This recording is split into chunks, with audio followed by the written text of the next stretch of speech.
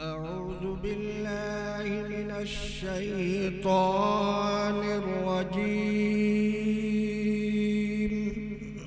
بسم الله الرحمن الرحيم।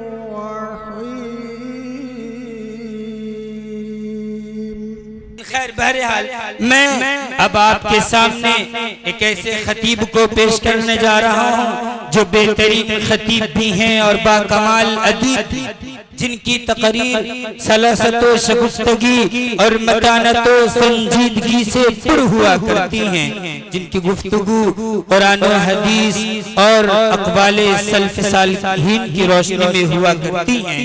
मेरी मुराद जनाब हजरत मौलाना हबीबुल मुत्तकीन साहब कासमी जहानाबादी से है।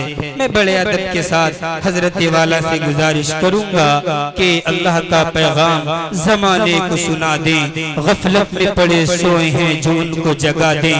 गर चाहे तो इस्लाम के परचम को उठाकर आप कतरे शबनम को भी एक दरिया बना दें।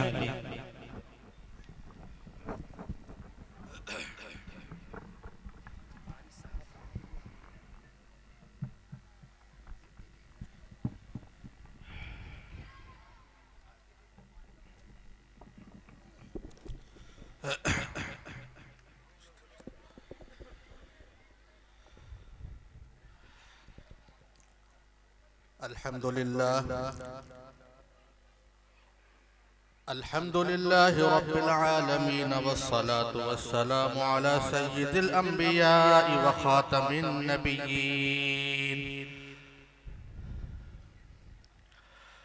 व इमामिल मुरसलीन व अला आलिहि व अस्हाबिहि अजमईन वअला कुल्ली मन तबिअहुम बिइहसानिन इला यौमिद्दीन। अम्मा बअद, क़ाल अल्लाहु अज़्ज़ व जल्ल फ़ी कलामिहिल मजीद वल फ़ुरक़ानिल हमीद। फ़अऊज़ु बिल्लाहि मिनश शैतानिर रजीम। बिस्मिल्लाहिर रहमानिर रहीम। वलनब्लुवन्नकुम बिशैइन मिनल खौफ़ि वल जू'i व नक़्सिम मिनल अम्वालि वल अन्फुसि वत्तमरात व बश्शिरिस साबिरीन अल्लज़ीना इज़ा असाबतहुम मुसीबह क़ालू इन्ना लिल्लाहि व इन्ना इलैहि राजिऊन। उलाइका अलैहिम सलवातुम मिर रब्बिहिम व रहमह व उलाइका हुमुल मुहतदून। क़ाल अन्नबिय्यु सल्लल्लाहु अलैहि वसल्लम मन तशब्बह बिक़ौमिन फ़हुव मिनहुम। सदक़ल्लाहुल अज़ीम व सदक़ रसूलुहुन नबियुल करीम व नहनु अला ज़ालिका मिनश शाहिदीन वश्शाकिरीन वल्हम्दुलिल्लाहि रब्बिल आलमीन। मुअज़्ज़ज़ हाज़रीन किराम, बुजुर्गों और दोस्तों, स्टेज पर तशरीफ रखे हुए उलमाए किराम, अइम्माए इज़ाम, अरबाब मदारिस, पर्दा नशीन ख़वातीन, माँ और बहनें और अजीज बच्चों, अस्सलामु अलैकुम व रहमतुल्लाहि व बरकातुहू।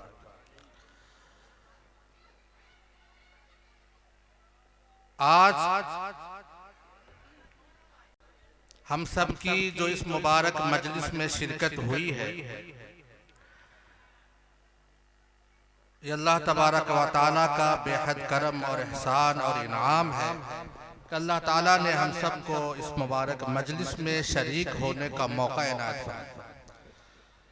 दुआ ये फरमाए कि अल्लाह तबारक व तआला हम सब के बैठने को, बोलने और सुनने को कबूल फरमाए और उससे ज्यादा अमल की तौफीक अता फरमाए।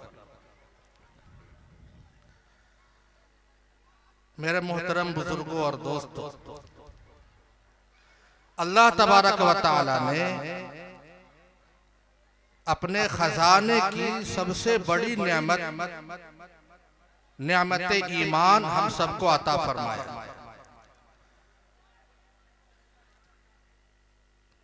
ये ईमान की जो नेमत हमें मिली है, इस पर हम जितना भी शुक्र अदा करें कम है। इसके शुक्र का कोई हक अदा कर ही नहीं सकता। ये और बात है कि हम इसकी कदर को नहीं समझ रहे।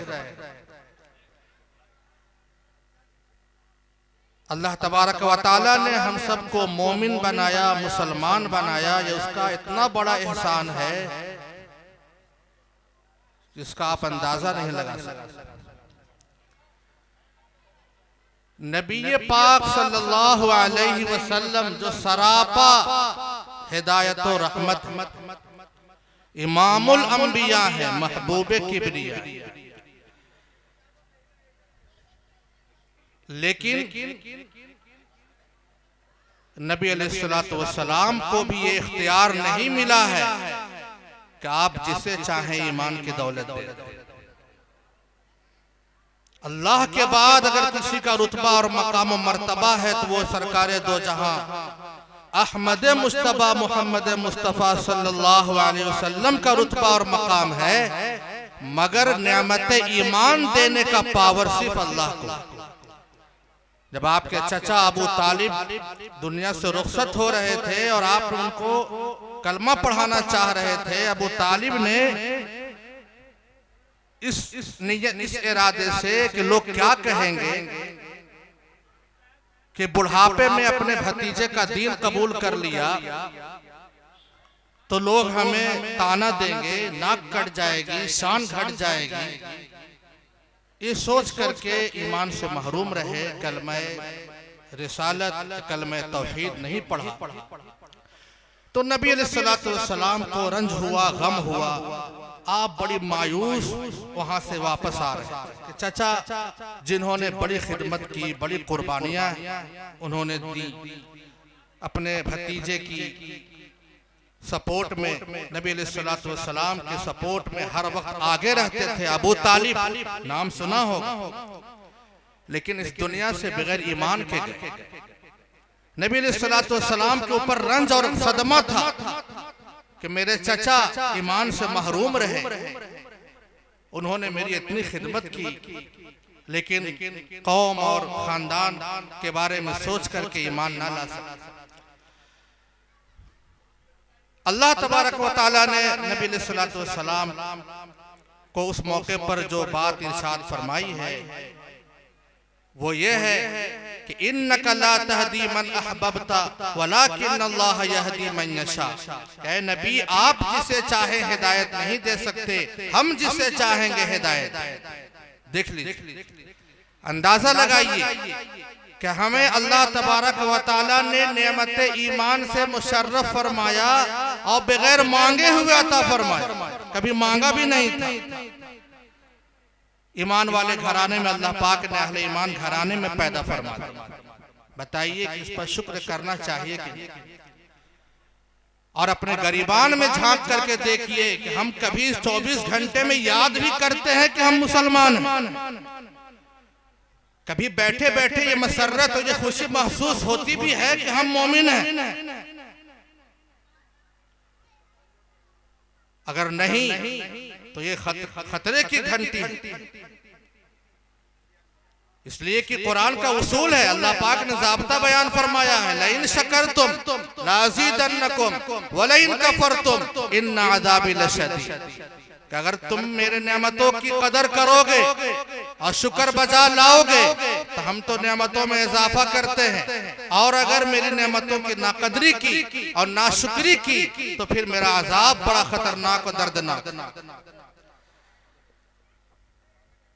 तो अगर नेमत ईमान पर हम शुक्र अदा नहीं करते तो आज ही से चौकन्ना हो जाए और इस बात पर शुक्र अदा करें कि अल्लाह तबारक व तआला ने हमें नेमत ईमान अता फरमाया। खास करके बैठिए 5 मिनट और इस पर शुक्र अदा कीजिए, रोज का मामूल बनाया जाए। 5 ही मिनट से ही कम से कम इस नेमत ईमान पर शुक्र अदा करें। अल्लाह आपके खजाने की जो सबसे बड़ी नेमत बगैर मांगे आपने अता फरमाई। आप इससे अंदाजा लगाइए, हजरत नूह अलैहिस्सलाम पैगंबर हैं, अज़ीमुश्शान पैगंबर, लेकिन हजरत नूह अलैहिस्सलाम की बीवी ईमान नहीं लाई। नबी की बीवी है, ईमान से महरूम। लूत अलैहिस्सलाम पैगंबर हैं, उनकी बीवी ईमान नहीं लाई। नबी की बीवी है, ईमान से महरूम। और अल्लाह पाक ने हम सबको ईमान अता फरमाया। तो मेरे भाइयों, पहले तो ये नेमत ईमान पर शुक्र अदा करें। जब इसकी कदर हम समझेंगे तब तो इसकी हिफाजत की फिक्र भी अपने अंदर पैदा करेंगे। जब हमें मालूम ही ना होगा, एहसास ही ना होगा कि ये भी कोई नेमत है, तो इसकी हिफाजत के बारे में क्या प्लानिंग करें, क्या सोचें, क्या समझें। जब नेमत की कदर होती है तब तो उसकी हिफाजत की फिक्र होती है। मेरे मोहतरम बुजुर्ग और दोस्तों, ये ऐसी अजीमुश्शान नेमत है कि इस नेमत की हिफाजत में ईमान के ऊपर जमने के लिए, इस्तिकामत पर रहने के लिए जैसी कुर्बानियां देनी पड़े, सारी कुर्बानियां हेच और छोटी। इसकी हिफाजत, इस नेमत ईमान को बचाने के लिए जिन राहों से गुजरना पड़े गुजरेंगे, जिन मसाइब आलाम से निमटना पड़े निमटेंगे, जिन हालात का मुकाबला करना पड़े करेंगे। ये अज़्म और ये इरादा हर मोमिन के दिल में जमा हुआ होना चाहिए।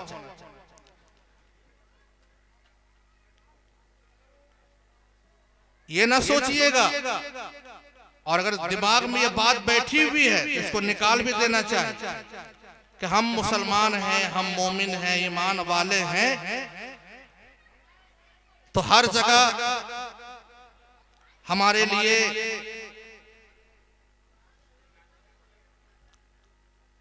तरक्कियां ही तरक्कियां होंगी, हर जगह कामयाबियां ही कामयाबियां होंगी। ये कोई जरूरी नहीं। दुनिया में आजमाया भी जाएगा, बल्कि जरूर आजमाया जाएगा। हाँ, आखिरत के लिए अल्लाह पाक ने वादा किया है कि अहले ईमान को हम आखिरत में वो नेमतें अता फरमाएंगे कि उसने कभी सुना भी नहीं होगा, सोचा भी नहीं होगा, समझा भी नहीं होगा। दुनिया में हालात आ सकते हैं, मसाइब आ सकते हैं, बल्कि अल्लाह पाक ने तो ऐसा उन्वान अता फरमाया, ऐसा बयान, अल्लाह पाक के बयान से ऐसा अंदाजा होता है कि जरूर आजमाएं। वला नबलुवन्नकुम बिशैइन मिनल खौफि वल जू, जरूर भी जरूर हम तुम्हारा इम्तिहान लेंगे, तुम्हें आजमाइशों में इब्तिला करेंगे, मुब्तला करेंगे। माल में कमी करके, जान में कमी करके, फक्र फाका से गुजारेंगे। माल में कमी कर देंगे, आल औलाद में कमी कर देंगे। इन सारी चीजों से खौफ देकर के भी आजमाएंगे।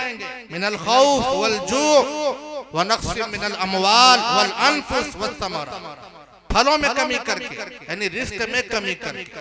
मुलाजमत के लिए दर दर की ठोकरें खाओ, करेंगे, आजमाएंगे, देखें कि तुम अपने ईमान पर कितना जमते हो। ये कोई झुनझुनना नहीं है कि ले लिया बस ईमान का जो है राग अलाप रहे हैं, और अमल में नदारत, और न उसकी कोई फिक्र, और न उसका कोई एहतराम, और न उसके बारे में कोई सोच, और न उसके बारे में कोई फिक्र, और न उसके बारे में कोई तैयारी। बस ईमान वाले इसी पर जो है बस किए हुए नहीं। ये दिमाग से बात निकाल देनी चाहिए। आजमाया जाएगा, और उस पर जमने के लिए, उस आजमाइश में कामयाब होने के लिए जिन राहों से गुजरना पड़ेगा, एक ईमान वाले को गुजरना चाहिए और गुजरना पड़ेगा, तब वो सही हकीकी मानों में ईमान वाला। इन्हीं पत्थरों पे चल के अगर आ सको तो आओ, इन्हीं पत्थरों पे चल के अगर आ सको तो आओ, मेरे घर के रास्ते में कोई कहकशां नहीं। ये सोच रहे हो कि ईमान वाले हैं तो खूब जो है इकराम और इनाम से दुनिया ही में नवाजा जाएगा, ऐसा कोई जरूरी नहीं, बल्कि आजमाया जाए। और कुरान पाक में अहले ईमान और अहले कुफ्र, इन काफिरों और ईमान वालों के तसादुम के, टकराने के, लड़ाई के, जंगों के वाकयात कुरान ने बयान फरमाए।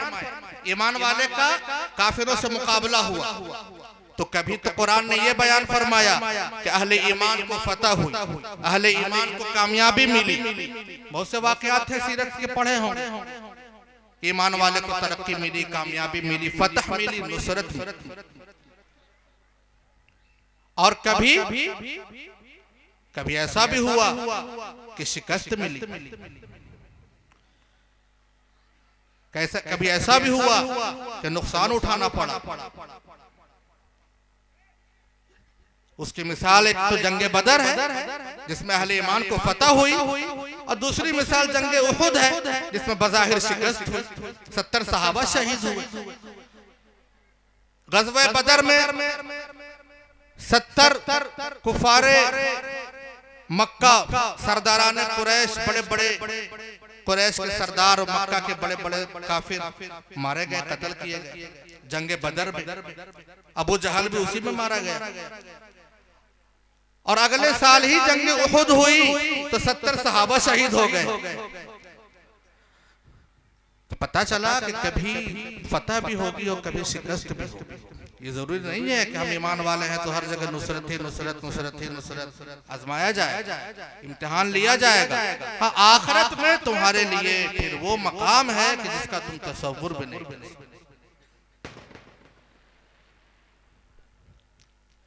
सहाबा किराम ने ईमान की हिफाजत में ऐसी ऐसी कुर्बानियां दी हैं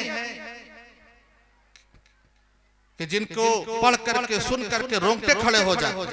क्यों? उनको पता था कि नेमत ईमान है क्या। आज हम सीरत नहीं पढ़ते, सहाबा की जिंदगियां हम नहीं पढ़ते, ताबीइन के हालात नहीं पढ़ते, हमें नहीं पता। चूंकि हमें ईमान वरासत में मिल गया है, अब्बा अम्मा मुसलमान थे, बस मुसलमान हैं। ईमान की कदर क्या है, ईमान की अजमत क्या है, कोई बिलाल हबशी से जाके पूछे। ईमान का मकाम क्या है, ईमान कैसे हासिल हुआ है, कोई जाकर के खुबैब रूमी से कोई जाके पूछे। हजरत अम्मार से, हजरत यासिर से, सुमैया से रज़ी अल्लाह अन्हुम अजमईन से कोई पूछे कि ईमान कैसे मिला। वही हजरत बिलाल उमैया इब्न खलफ के गुलाम थे। इस कलमा के पढ़ने की वजह से इतना मारता था, इतना मारता था कि हजरत बिलाल हबशी के जिस्म जख्मी जख्मी हो जाता। मक्का की गलियों में घसीटता, घसीटवाता, लड़कों को लगा देता, खींचो इसको, घसीटो। किस बात के लिए? बस इस बात के लिए ये कहता है कि अल्लाह एक है और मोहम्मद अल्लाह का नाम। सिर्फ इस बात वारे जज्बे बिलाली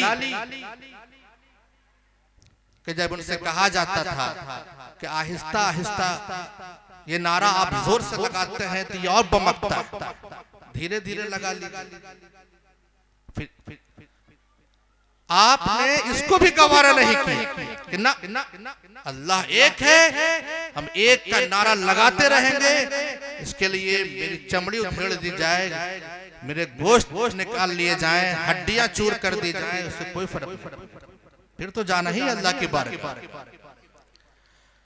वो ईमान आज हम अपने गरीबान में झांक के देखें कि हम ईमान के साथ मेरा क्या रवैया, क्या सुलूक। हमने कभी इसको नेमत समझा? ये समझा तो इसका हक अदा किया। हजरत खुबैब को मक्का के काफिरों ने गिरफ्तार कर लिया। चूंकि बड़ी वो गुस्से में थे मक्का के काफिर। जब जंगे बदर में जब उनको शिकस्त हुई थी, उनके बड़े बड़े सरदार मारे गए थे, तो वो इस ताक में रहते थे कि किसी तरह से मुसलमानों पर हमारा कब्जा चले कि हम हजरत खुबैब को कहीं गिरफ्तार कर लिया, पकड़ा गए, पकड़ लिया इन लोगों ने और उनको सूली देने के लिए, कत्ल करने के लिए ले जा रहे हैं। अब इसको कत्ल करेंगे।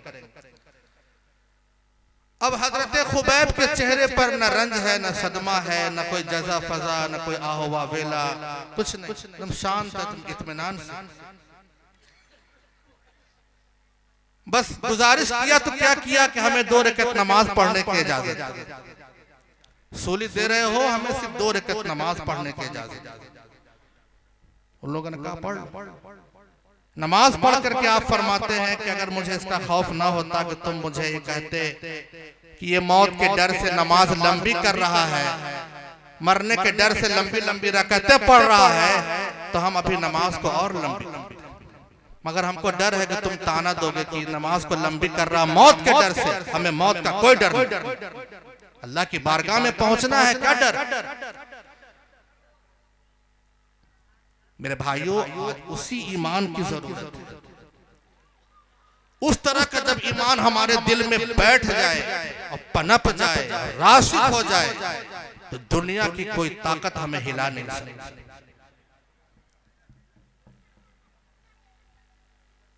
अल्लाह तबारक व तआला हम सबको इस नेमत की कदर की तौफीक अता फरमाए।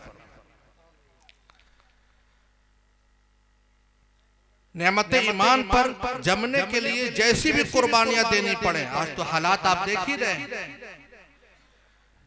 इन हालात का अगर मुकाबला करना है तो अपने ईमान को ठोस और मजबूत बनाना होगा, उसके बगैर कोई चारे कार नहीं। हम सब मोमिन हैं, अल्हम्दुलिल्लाह मुसलमान, थोड़ी तवज्जो की जरूरत है। इसके तकाजे को हम पूरा कर रहे हैं कि नहीं, और इसकी अहमियत हमारे दिल में है कि नहीं। ईमान है क्या? ईमान तो चंद हकीकतों के मानने का नाम ईमान। अल्लाह को एक मानना, नबियों पर ईमान, फरिश्तों पर ईमान, जन्नत जहन्नम पर ईमान, मरने के बाद दोबारा जिंदा होने पर ईमान, हिसाब किताब पर ईमान, हश्र व नश्र पर ईमान। इन्हीं हकीकतों को मान लेने का नाम ईमान। लेकिन क्या यही बात खत्म हो गई? ईमान तो है ये, लेकिन इसकी हिफाजत के लिए नबी अलैहिस्सलाम ने और भी बहुत सारे आमाल अता फरमाए। इबादात है, मुआशरत और अखलाक के जो अहकाम और मसाइल हैं, वो सब भी दीन का हिस्सा हैं। और जब तक वो हमारी जिंदगी में नहीं होंगे, हम ईमान को बचाना हमारे लिए मुश्किल हो जाएगा। नबी अलैहिस्सलाम ने जहां ईमान की हकीकत समझाया, जहां ईमान की हकीकत बताया, वहीं इबादात और मामलात और मुआशरत के मसाइल भी समझाए और उसको भी मजबूती से पकड़ने का हुक्म दी। क्यों? अगर तुमने उसमें कोताही की तो धीरे धीरे धीरे धीरे पहले मुआशरत से इस्लाम निकलेगा, फिर मामलात से इस्लाम निकलेगा, उसके बाद इबादात निकलेगी, उसके बाद फिर ईमान भी धीरे धीरे खत्म। ये सब हिसार है, सब बाउंड्री है ईमान पर जमने के लिए। हम समझ रहे हैं बस चंद हकीकतों को हम मान ले रहे हैं तो मुसलमान है। बेशक मुसलमान है, लेकिन इस पर जमना सिर्फ इसी से नहीं होगा, इबादत के रास्ते से जमना पड़ेगा। जो अहकाम शरीयत ने दिए हैं, इबादतें जो हम पर लाजिम और फर्ज की गई हैं, उन पर आना पड़ेगा। नमाजों का एहतमाम करना पड़ेगा, रोजों का एहतमाम करना पड़ेगा। जो फराइज मुकर्रर किए हैं शरीयत, साहिब इस्तात हैं तो हज कीजिए, साहिब निसाब हैं तो ज़कात दीजिए। ये इबादात के इन इबादात को भी बजा लाना जरूरी और फर्ज। उसके बाद मामलात में, फिर मुआशरत में, हर जगह इस्लाम की तालीमात हैं और नबी अलैहिस्सलाम ने हर जगह जोर दिया है। किसी शोबे को छोड़ा नहीं है, किसी गोशे को छोड़ा नहीं। अगर हमने इन चीजों पर तवज्जो नहीं दी, हमने सिर्फ ईमान, बस अल्लाह पर ईमान रखते हैं, रसूलों पर रखते हैं, सब चीज पर ईमान है, लेकिन हमारे जिंदगी में न इबादत हैं, न मामलात हमारे दुरुस्त हैं, न मुआशरत के मसाइल हम समझ रहे हैं, न उस पर हम दीन पर अमल कर रहे हैं, न अखलाकियात को हम समझ रहे हैं, तो फिर खतरा है कि धीरे धीरे हमारी जिंदगियों से कहीं ईमान न निकल जाए। अल्लाह ताला हम सब की हिफाजत करे। इसी को वाज़ेह करने के लिए नबी अलैहिस्सलाम का इरशाद बहुत जामे, मन तशब्बह बिकौमिन फहुव मिनहुम, जो जिस कौम के मुशाबहत इख्तियार करता है उसका शुमार उसी में हो। मुशाबहत किसमें? अकीदा और ईमान में। अकीदा और ईमान में मुशाबहत करेगा तो मुसलमान काहे को रहेगा? फिर तो उसी वक्त काफिर हो जाएगा। पता चला कि नहीं, नबी अलैहिस्सलाम की जो मुराद है इस हदीस पाक में, ईमान में मुशाबहत, अकीदे में मुशाबहत, कि किसी गैर कौम का तुम अकीदा अपना लोगे तो उसी में शुमार होगे, इसमें क्या शक है? वो तो काफिर हो ही जाएगा। हुजूर का मकसद ये नहीं है, ये मकसद है कि तुमने किसी आमाल में, तुमने किसी शोबे में उनकी मुमासलत इख्तियार की, गैरों की मुशाबहत इख्तियार की, रहन सहन में, खुर्दो नौश में, लिबास पोशाक में, उठने बैठने में तुम्हारा शुमार उसी में हो। अकीदा में मुमासलत, तो उसी वक्त तुम काफिर हो जाओगे, एक सेकंड भी नहीं लगे। क्यों ताकीद किया अल्लाह के रसूल कि बगैर इस पर जमे हुए ईमान पर जम ही नहीं सकते। आज ये फितना बहुत जोरों शोर से पनप रहा है और चलाया जा रहा है और हमारे मुआशरे में आ भी चुका है। क्या कि मजहब को, दीन को इबादत तक रखो, मस्जिदों तक दीन रहे, मस्जिद से बाहर अल्लाह अल्लाह खैर सल्लल्लाहु। अब सब काम अपनी मर्जी से हो। तिजारत में कोई दीन नहीं, कोई इस्लाम नहीं। शादी ब्याह में यार सब करो, जो चल रहा है वो करो। कोई गैर कह रहा है, मुसलमान कह रहा है, दावा है कि हम मुसलमान। ये तो फितना गैर चला रहे हैं, दुश्मनाने दीन चला रहे हैं। क्या उनको हमारी नमाज से दिक्कत है? कोई दिक्कत नहीं। हमारे रोजे से कोई दिक्कत नहीं है। जितने भी यूरोप कंट्री है, एक से एक मस्जिदें बनी हुई, जितनी भी, यहां तक के जहां इस्लाम खिलाफ हुकूमतें हैं वहां भी मस्जिद, शौक से लोग नमाज पढ़ने जा रहे हैं और आ रहे हैं, कोई दिक्कत नहीं। आलिशान मस्जिदें बनाई जा रही, उनको इससे दिक्कत ही नहीं। किस बात से दिक्कत है? दिक्कत इस बात से है कि तुम्हारा दीन तुम्हारे समाजी और तुम्हारे मुआशरती जिंदगी में ना आना चाहिए। दीन रखो अपने मस्जिद में, तिजारत में इस्लाम नहीं चलेगा, मुआशरत में इस्लाम नहीं चलेगा, लिबास पोशाक में नहीं, आजादी का नजरिया फैलाओ, ये पर्दा, ये हया नहीं, इसमें इस्लाम नहीं हम देखना चाहते। ये है दुश्मनों की साजिश और ये है उसका मुतालबा। नमाज मत पढ़ो, कभी सुना है? कभी नहीं सुना। नमाज नहीं पढ़ने देंगे, रोजा नहीं रखने देंगे, ऐसा कभी नहीं। पर्दा खूब चल रहा है ना, पर्दा पे हिजाब, हिजाब, हिजाब, मखलूत तालीम पे।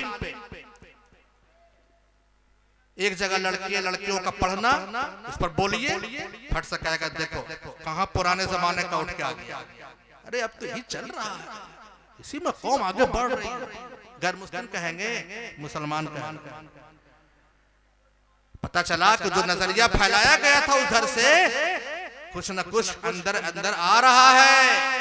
अच्छे अच्छे लोग, माफ कीजिएगा, थोड़ा सा जो दीनदार लोग भी हैं वो भी यहाँ पर फेल हो जा रहे हैं। मुआशरती मसाइल में, शादी ब्याह के मसले में दीन अलग।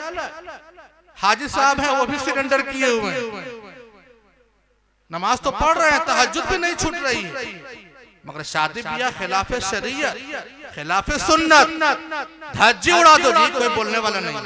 वीडियो होगा, खूब खुल के होगा, औरतें सज धज के आएंगी, दुल्हा दुल्हन मिंबर पर बैठेंगे, दुल्हा दुल्हन जो है लोगों के सामने खुलेआम इस तरह से महफिल सजाई जाएगी, उनका नजारा किया जाएगा। कोई दीनदार भी यहाँ बोलने के लिए तैयार है, कहीं ना कहीं उस नजरिए का शिकार हो।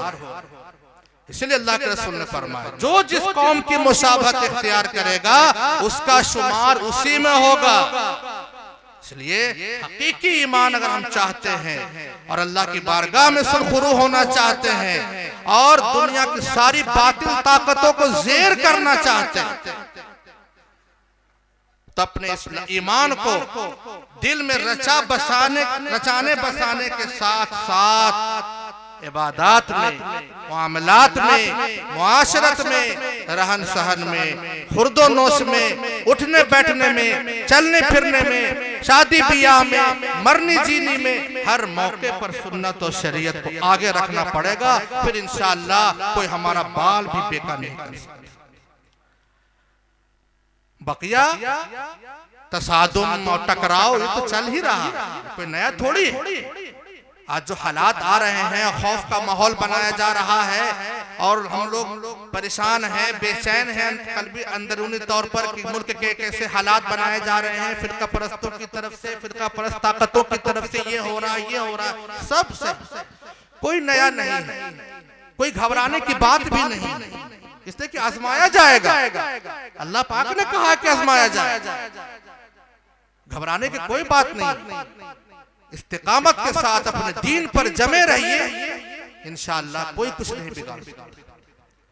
सतीजा कार रहा है अजल से ताइब रोज, चरागे मुस्तफवी से शरारे बुलहबी, इसी कशाकशे पे हमसे है जिंदा है अकवा। यही उतार चढ़ाओ, दुश्मन की तरफ से हमले नहीं होंगे, दुश्मनों की तरफ से इस्लाम पर एतराजात नहीं होंगे, तो मुसलमान बेदार कैसे हो? चलेगा, चलता रहेगा। इसी पे कशाकशे पे हमसे जिंदा है अक़वाम, यही इसी में है राज तबोताब मिल्लत अरब।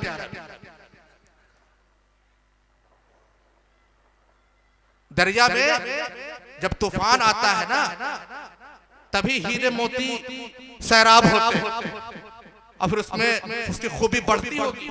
तो शायर ने कहा है कि मुसलमान को मुसलमान कर दिया तूफान मगरिब से, मुसलमान को मुसलमान कर दिया तूफान मगरिब ने, तला तुम हाय दरिया ही से है गौहर की सैर। हालात में उतार चढ़ाओ, कोई घबराने की बात नहीं है।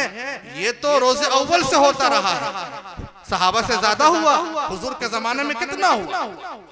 वही कुफार मक्का जो सताते थे और जो परेशान करते थे, मारपीट करते थे, फिर वही इस्लाम के दामन में आए कि नहीं आए? बहुत से उसमें आए। तो आज जो हालात बन रहे हैं उसी की सदाए बाज़ गश्त है, इसमें ज्यादा परेशान होने की जरूरत है। अपने आमाल का जायजा लेना, अपना ताल्लुक अल्लाह से मजबूत करना है, इंशाअल्लाह सारे मसाइल खुद ब खुद हल होते चले। तो मेरी बात तकरीबन आप हजरात समझ गए होंगे कि ईमान के साथ साथ इबादत को अपनाएं, हर मौके पर शरीयत को मलहूज रखें, तब जाकर के हमारा ईमान बच सकता है, महफूज रह सकता है। इसीलिए नबी अलैहिस्सलातु वस्सलाम ने मुआशरती मसाइल में बहुत ज्यादा अपनी तवज्जो फरमाई और यहाँ तक फरमा दिया कि अगर तुमने किसी और की मुशाबहत और किसी और का रूप धारा किसी मामले में, तो तुम्हारा शुमार उसी में कर दिया। कितनी खतरनाक बात है। इसलिए जो फितना चलाया गया कि तुम अपने दीन को मस्जिदों तक रखो, इस फितने से बाखबर हो जाइए और अपने जिंदगी का जायजा लीजिए कि नहीं, हमारा दीन मस्जिद में भी होगा, हमारा दीन घर में भी होगा, हमारा दीन बाजार में भी होगा, हमारा दीन लिबास पोशाक में भी होगा, हमारा दीन तालीम में भी होगा। हर जगह हम इस्लाम और तालीम के साथ जिंदा रहेंगे इंशाअल्लाह। इसका आज़्म हो। कोई मौका हम जो है बगैर दीनी हुक्म की तामील पर के बगैर हम नहीं करें। बिलखुसूस शादी ब्याह का मौका, इसमें तो जरूर सुन्नत का जो है एहतमाम होना चाहिए, हर मौके पर हो। लेकिन आमतौर पर चूंकि इसमें अच्छे लोग ढीले पड़ जा रहे हैं, इसलिए इस बात की तरफ तवज्जो की जरूरत है। नबी सल्लल्लाहु अलैहि वसल्लम को बहुत तकलीफ होती थी जो किसी की मुसाबत इख्तियार करता था। आपने यहाँ तक फरमा दिया, आप इतना नागवार समझते हैं, इतना नापसंद समझते हैं इस बात को कि आपने यहाँ तक इरशाद फरमा दिया कि इबादतों में भी मुमासरत इख्तियार ना होना चाहिए। मुहर्रम का रोजा आप सुनते होंगे, कितना रोजा रखना, एक की दो? हर इमाम बयान करते हैं कि एक मत रखिएगा, दो, एक मत रखिएगा, दो। रोजा ही तो है, एक रखो चाहे दो। नफली रोजा है, आशुरा का रोजा मुस्तहब है, वो 10वीं तारीख का रोजा है। तो हुजूर ने मना फरमाया, कहा कि नहीं, एक आगे या एक पीछे बढ़ा, 10 के साथ 11 बढ़ाओ, चाहे 10 के साथ 9 लगाओ, 3 भी रख सकते हो, 9, 10, 11 भी रख लो, मगर सिर्फ एक मत रखो। लेकिन एक बात और बता देता मसले की हैसियत से कि ना रखने से अच्छा है कि एक रख लो, ना रखने से अच्छा है कि एक रख लो। लेकिन हुजूर ने जो फरमाया कि एक मिला लो, ये कोई वाजिब और फर्ज का हुक्म नहीं था। लेकिन आपने हुक्म क्यों दिया? इसलिए कि एक रोजा यहूदी रखते थे, 10वीं तारीख का रोजा यहूदी रखते थे। नबी सल्लल्लाहु अलैहि वसल्लम ने फरमाया कि इबादत में भी उनकी मुमासलत इख्तियार न करना, एक तुम बढ़ा लो, पहले लगा लो चाहे बाद में। देखिए, इबादत में भी आप मुमासलत को पसंद नहीं करते। सूरज डूबने के वक्त, सूरज गुरूब होने के वक्त, सूरज के बिल्कुल इस्तिवा के वक्त कोई नमाज आप नहीं पढ़ सकते, ना फर्ज पढ़ सकते ना नफल पढ़ सकते। सूरज डूब रहा हो नहीं पढ़ सकते, सूरज निकल रहा हो नहीं पढ़ सकते। रुकिए 20 मिनट, इशराक के बाद पढ़ना है। क्यों? नमाजी तो है नहीं, उस मौके पर गैर इबादत अंजाम देते हैं, अपने तरीके से इबादत करते हैं, लिहाजा तुम भी उसी वक्त इबादत करोगे तो मुमासलत मत करो। रुक जाओ थोड़ी। देखिए, हुजूर का मिजाज समझिए, इस्लाम के मिजाज को समझिए। रोजे में मुमासलत नहीं, नमाज में भी इन मौके पर नमाज मत पढ़ो, इसलिए कि दूसरी कौमें इस वक्त इबादत करती। रुक जाओ थोड़ी देर के बाद। रोजा में इफ्तार जल्दी करो। इफ्तार जल्दी का मतलब सूरज डूबने से पहले मत कर लो। सूरज डूबने का यकीन जब हो जाए तो अब ताखीर मत करो। यहूदी रोजे में ताखीर कर, रोजा इफ्तार में ताखीर कर, मुमासलत को हटाओ। मक्के में कुफार मक्का बालों में मांग निकालते थे। हुजूर ने फरमाया कि सीधा बाल तुम लोग झाड़ो। मुसलमानों को कहा कि बाल एकदम सीधा, कोई मांग नहीं, मुमासलत नहीं। तुम्हारी तहजीब अलग, तुम्हारा तमद्दुन अलग, तुम्हारा चेहरा अलग, तुम्हारा लिबास अलग, सब अलग करके दे। नफरत के मकसद से नहीं, अपने मजहब पर जमने के लिए, नफरत के लिए नहीं। आगे आपने हुकूक बताए, गैरों के साथ हमारा क्या ताल्लुक होना चाहिए, नफरत नहीं। गैरों के साथ क्या ताल्लुक बर्ताव होना चाहिए वो हुजूर ने बजाबता, उसका एक अलग चैप्टर है। गैर मुस्लिम बीमार पड़ जाए, घर जाओ मिलने के लिए, मुलाकात के लिए, इयादत करो। परेशान है, पैसे की जरूरत है, कर्ज दो। बच्चा बीमार है, हॉस्पिटल ले जाना है, तुम लेके दौड़ जाओ। ये अपने अखलाक सिखाए। अपने खुशी गम के मौके पर बुलाओ, दावत दो, खुशी के मौके पर दावत दो, उनके गम में शरीक हो। बस लिहाज रखो कि मजहबी कोई प्रोग्राम ना। नबी सल्लल्लाहु अलैहि वसल्लम ने इतना डिफरेंस करवाया इबादत में, शरीयत के जो अहकाम है उसमें, ताकि तुम अलग रहो, खल्त मल्त ना। मदीना मुनव्वरा में यहूदी सीधा बाल झाड़ते थे। हुजूर ने कहा कि मांग निकाल, अपने सहाबा किराम से कहा मांग निकाल। मक्के में मना कर दिया था, मदीने में, क्योंकि वहां रिवाज दूसरा था, यहाँ रिवाज दूसरा। और फिर जब इस्लाम फैल गया तो हुजूर ने इख्तियार दे दिया, अब मांग निकालो चाहे सीधा झाड़ो, अब कोई दिक्कत नहीं। अब मुमासलत खत्म हो गई, चूंकि सब लोग मुसलमान अहले ईमान हो गए, ईमान में दाखिल। तो ये इससे क्या पता चला कि हमें मुआशरती तौर पर, समाजी तौर पर भी अपने इस्लाम को झलकाना पड़ेगा, हर मौके पर इस्लाम को लाना पड़ेगा, तब जाकर के हम इस्लाम पर सही मानों में जम सकते हैं और ईमान की हकीकत कदम कदम पर हमारे सामने। कितनी ही कौमें हिंदुस्तान में जो अपना अलग अकीदा रखती हैं, अपना अलग तसव्वुर रखती हैं। कितनी कौमें हैं ऐसे हिंदुस्तान में जिनके अकायद अलग, नजरियात अलग, लेकिन उनका रिश्ता जब समाजी और मुआशरती मसाइल में अपने मजहब से कटा तो अब वो मजहब ही खत्म हो गया। ये इतना खतरनाक मामला है। अगर मुआशरती मसाइल में, समाजी मसाइल में, इनफरादी जिंदगी में, इज्तिमाई जिंदगी में इस्लाम को निकाल दिया और सोचा कि बस कलमा पढ़ के मुसलमान रह जाएंगे, बहुत मुश्किल है।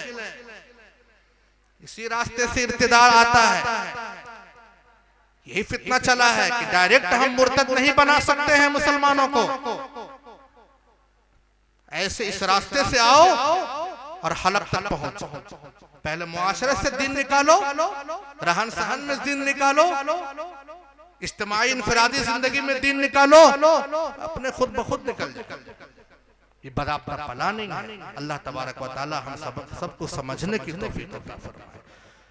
इसके लिए फिक्र करें, अपने लिए, अपने बच्चों के लिए, अपनी नस्लों के लिए, कैसे हम उनको ईमान पर बरकरार रख सकते हैं। तसव्वुरात अजीब अजीब फैलाए जा रहे हैं, नजरियात अलग अलग फैलाए जा रहे हैं। एक नजरिया ये भी फैल रहा है शहवत परस्ती का, अक्ल परस्ती का नजरिया कि जो अक्ल सही कहे उसको करो, जो अक्ल में आए सही लग रही है जो बात उसको करो, उसमें किसी से पूछने की कोई जरूरत नहीं। आदमी कहेगा कि हाँ भाई बात तो ठीक है, अकल में बात आ रही है और सही लग रही है, वो बात तो फिर करने में क्या दिक्कत है। वो ये कह रहा है कि तुम अक्ल के गुलाम बन के जिंदा रहो, यानी अक्ल जो कहे वो करो, गोया अक्ल के गुलाम बन जाओ। हम अक्ल के मुनकिर नहीं, नौज़बिल्लाह, हम भी अक्ल को मानते हैं और अक्ल बहुत बड़ी नेमत है। अक्ल ना हो तो आदमी पागल हो जाए, मजनू हो जाए, ये तो बहुत बड़ी नेमत है। इस्लाम ने इसकी अजमत बताई है, लेकिन दोनों में फर्क क्या है? इस्लाम का कहना यह है कि जहां से अक्ल की सरहदें बंद होती हैं वहीं से इस्लाम का गैबी निजाम और गैबी हक़ाइक़ शुरू होते हैं। अब जन्नत और जहन्नम अक्ल में लेके बैठिएगा तो कभी समझ में आवेगा? कितना खतरनाक फितना लाया कि अक्ल जो कहे उसको मानो, जो अक्ल ना कहे ना मानो। हमारा कहना है कि अक्ल को हम मानेंगे कहां तक? जहां तक अल्लाह और अल्लाह के रसूल का कोई हुक्म नहीं है तो ठीक है, अक्ल को हम अपना पेशवा मान रहे हैं, उसके हिसाब से चलेंगे। लेकिन जब अल्लाह का हुक्म आ गया, रसूलुल्लाह का हुक्म आ गया, तो अब वहां अक्ल को हम नहीं लेंगे। बज़ाहिर वो अक्ल के खिलाफ भी लगेगा तब भी हम करेंगे। हम अक्ल को आगे रख करके कह देंगे कि हम अल्लाह का हुक्म नहीं मानते, कैसे होगा? फिर तो ईमान ही निकल जाए।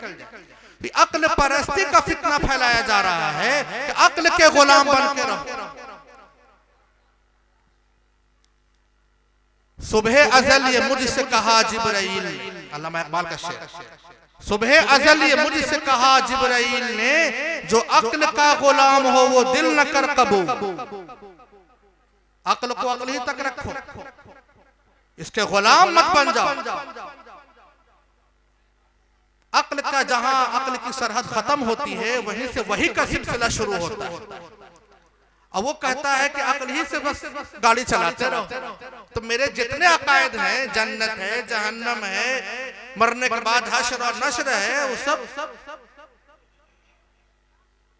अब वो अक्ल पर सेट करना चाह रहा है। ये और बात है कि इस्लाम का कोई हुक्म, इस्लाम का कोई मसला अक्ल के खिलाफ नहीं, ये भी याद रखिए। लेकिन मेरा बताने का मकसद, समझाने का मकसद ये है कि हम अक्ल से समझ ही के अमल करेंगे नहीं। हमारे अक्ल में आए तब भी ठीक, ना आए तब भी ठीक। अल्लाह का हुक्म है, रसूलुल्लाह का हुक्म है, आमन्ना सद्दक़ना, ये है ईमान। ये तसव्वुर अपने नस्लों में पैदा कर देना है उसके दिमाग में रासिक कर देना है कि बेटा कोई भी बात तुम्हें अगर अक्ल के खिलाफ भी लगे थोड़ी देर के लिए, लेकिन अगर वो शरीयत का हुक्म है तो खबरदार कभी उसको इनकार मत कर। आज दुश्मने इस्लाम कितनी साजिशें इस उन्वान को लेकर कर रहे हैं। औरत के मर्द के 4 निकाह पर, भाई मर्द 4 निकाह कर सकता है, औरत क्यों नहीं कर सकती? बेटे का पूरा हिस्सा है, बहनों का आधा हिस्सा क्यों है? पर्दा सिर्फ औरतें ही क्यों करती हैं भाई? चेहरे तो दोनों के हैं, दोनों के चेहरे में कशिश है, तो मर्द को पर्दा नहीं, औरत को पर्दा क्यों है? अब आपका बच्चा अगर इस्लाम को नहीं समझा होगा, अल्लाह और अल्लाह के रसूल के मोहब्बत उसके सीने में नहीं होगी, मकतब से उलमा से जुड़ा हुआ नहीं होगा, कभी बचपन में मकतब की तालीम हासिल नहीं किया होगा, सिर्फ जो है लॉजिक ही पढ़ा होगा, सिर्फ साइंस से पढ़ा होगा, सिर्फ जीके ही पढ़ा होगा, सिर्फ कॉलेज ही की जिंदगी काटा होगा, तो उसको बहकने में टाइम लगेगा। हाँ ठीक बात है, तो जितना मैथ बनाया सब दिमाग से बनाया, जितना काम कर रहा है से कर रहा है, तो अक्ल का गुलाम तो उसको बना ही दिया गया। अब उसको कहा जा रहा है कि भाई 4 शादी क्यों है भाई? अब मर्द करेगा तो औरत क्यों नहीं करेगी? उसको लग रहा है हाँ बात तो ठीक है। क्यों लगा ठीक उसको? इसलिए कि कभी उसके अब्बा ने उसको मकतब में डाला नहीं, कभी उलमा के साथ वो उठा बैठा नहीं, कभी बुजुर्गों की सोहबत पाया नहीं, बातिल अपने प्लानिंग में कामयाब हो गए कि नाम तो है मोहम्मद इरफान, नाम तो है अब्दुल्ला और अब्दुल रहमान, मगर बात तो मेरी ही कर रहा है जो हम चाहते हैं। ये तो एतराज हम कर रहे हैं, दुश्मनान इस्लाम कर रहा है कि भाई 4 शादी इस्लाम में क्यों है? बेटे का हिस्सा उस बेटी का आधा क्यों है? तलाक का हक मर्द ही को क्यों है, औरत को तलाक नहीं देगी? देखिए कितना खतरनाक नजर, अकल परस्ती का नजर। अकल में जो आए उसको बस ठोक दो, हाँ सही है। नहीं, हम अकल का मेयार रखते हैं। अकल वहीं तक है जहां से कोई वही नहीं, यानी अल्लाह और अल्लाह का हुक्म, बस अल्लाह का हुक्म और रसूलुल्लाह का अगर हुक्म है तो अब अक्ल हम इस्तेमाल नहीं, उसके अलावा हर काम में करें। अभी जलसे में पिंडाल लगा और ये स्टेज बना तो वहां अक्ल काम नहीं है भाई? कितना ऊंचा रहना चाहिए, माइक कहाँ लगाना चाहिए, शामियाना कैसे लगना चाहिए, सब अक्ल ही से तो हुआ। हर जगह हदीस कुरान खोल के देख रहे थे, लेकिन जहां कुरान का हुक्म आ गया खामोश, कुछ नहीं बोले। ये तसव्वुर अपने नस्लों में डाल देना है, रासिक कर देना है। अगर ये चीज हमने बैठा दिया उसके दिलो दिमाग में तो इंशाअल्लाह कभी भी वो दीन से मुनहरिफ नहीं होगा, किसी माहौल में रहेगा, अपने दीन पर जमा होगा। और एक शहवत परस्ती, अक्ल परस्ती से बच जाइए और शहवत परस्ती से अपने आप को नस्लों को बचा लीजिए। शहवत परस्ती जो मेरी ख्वाहिश करेगी वो ठीक है, ये नजरिया भी फैलाया जा रहा है। आजादी इजहार राय का नजरिया, मेरी मर्जी जो हम चाहे करें, कोई रोक नहीं सकता। हाँ भाई इनकी मर्जी है, आप काहे बोल रहे? कपड़ा पहने ना पहने आप काहे बोल रहे? ये फैलाया जा रहा है नजर, खूब जोरों शोर से इसकी तायद हो रही है। इसी के नतीजे में कितनी अय्याशी और फुहाशी और कितनी उरियानियत माहौल और मुआशरे में फैलाई जा रही है। हम जिनसी तक का मामला, मर्द मर्द से शादी कर रहा, औरत औरत से शादी कर रही, अजीब पागलपन। इसी को लेकर के शहवत परस्ती को हम मानते हैं, यानी जो मेरी ख्वाहिश करेगी हम उसको करेंगे, इसमें क्या बुराई?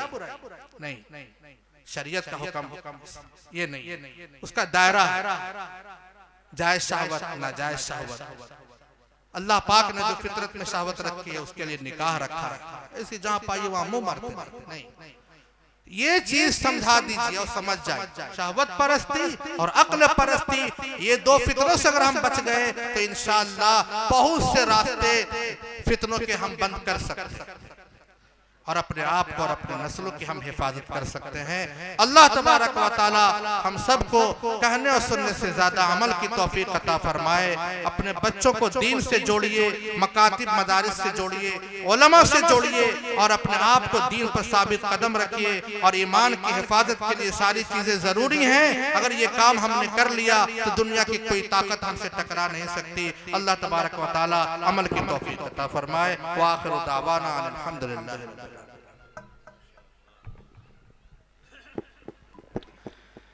माशाअल्लाह, अल्हम्दुलिल्लाह।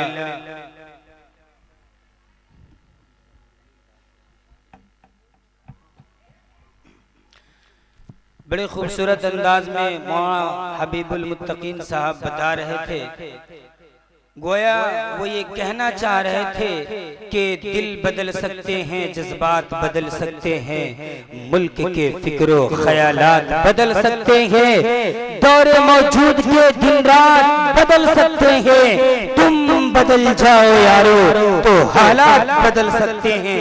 मौलाना बता रहे थे कि अगर दीन को बाकी रखना है, इस्लाम को बाकी रखना है, कुरान के बाकी रखना है, अगर आने वाले नस्लों में दीन बाकी रखना है, ईमान बाकी रखना है, तो अल्लाह गवाह है आज के दौर में मकातिब को आबाद रखना पड़ेगा, मदरसों को आबाद रखना पड़ेगा और मस्जिदों को आबाद रखना पड़ेगा। मेरे दोस्तों, तुम शौक से कॉलेज में पढ़ो, पार्क में फूलो, जायज है गुब्बारों में उड़ो, चरख पर झूलो, पर एक सुखन बंदे आजिज की रहे याद, अल्लाह को और अपनी हकीकत को न भूलो।